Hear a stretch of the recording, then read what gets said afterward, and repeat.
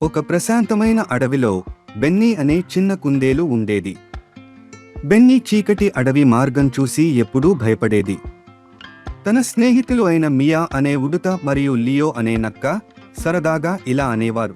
Benny, ఒకరోజు నీకు ధైర్యం చూపించాల్సిన అవసరం వస్తుంది. ఒక సాయంత్రం బెన్నీకి ఓ ఏడుపు వినిపించింది. అది చీకటి అడవి మార్గం వైపు నుంచి వస్తోంది. బెన్నీ భయంతో కదులుతూ ఆ దిశగా వెళ్ళింది.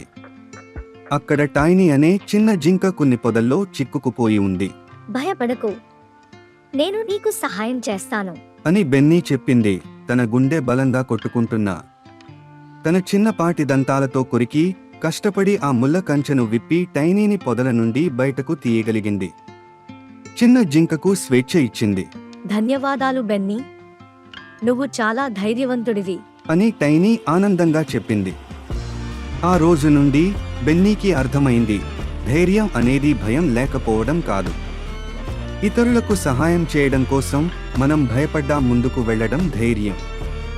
ధైర్యం, దయ మరియు ఇతరులను చూసుకునే మనసు నుంచి వస్తుంది.